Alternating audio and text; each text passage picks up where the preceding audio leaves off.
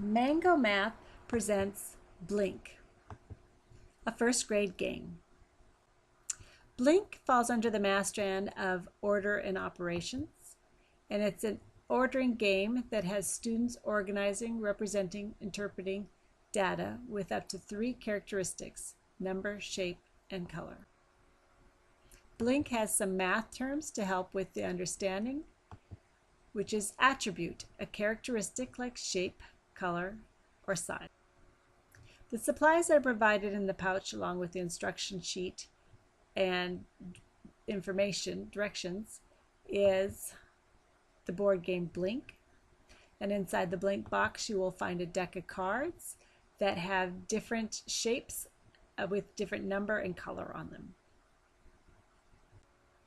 In order to play the game, students will be matching attributes, and they will be doing this quickly. The deck is divided amongst the 2 players, and 2 cards are put face up. Students will then look at the cards that they have in their hand, and they'll have be able to draw 3 cards from their pile, and they will look at the cards in front of them that are face up and try to determine what attributes they can match up. So in this example, the 3 raindrops is facing up, and I have the 4 green raindrops, the 3 flowers, and the 2 stars in my hand. I can play any one of these cards. I can put the blue on the blue because that's a matching attribute.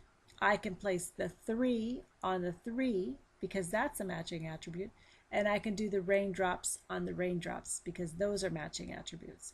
So I can place down any one of those 3 cards. And then once I place down a card, I can draw a card. So students will be doing this rapidly throughout the game. One of the things that I have found interesting in playing this game with students is that they will recognize color first, then shape, and then number. So when I'm playing with students the first couple of times, we will go slowly, and I will always say, do you have anything in your hand that has 3 items? Do you have anything in your hand that's blue? Do you have anything in your hand that is a star or whatever shape is on the card, like a raindrop? And I will continually say that throughout the game so that they start to recognize what those attributes are and they can start laying down their cards. And then I'll also notice if they lay down a card that doesn't match what's any of the attributes. So taking it slow at first is just fine. Students will pick up speed as they play the game more often, and it's a great game. Students love playing it. If you click on this Blink, you will be connected to a YouTube video that will also explain the directions of the game, and you can watch that to get a better understanding of it as well. Some guided questions to promote critical thinking when playing this game is: what attribute was the easiest to notice, color, number, or shape? What attribute was the hardest to notice? And you might want to go back to asking them, what does attribute mean? What does that term mean?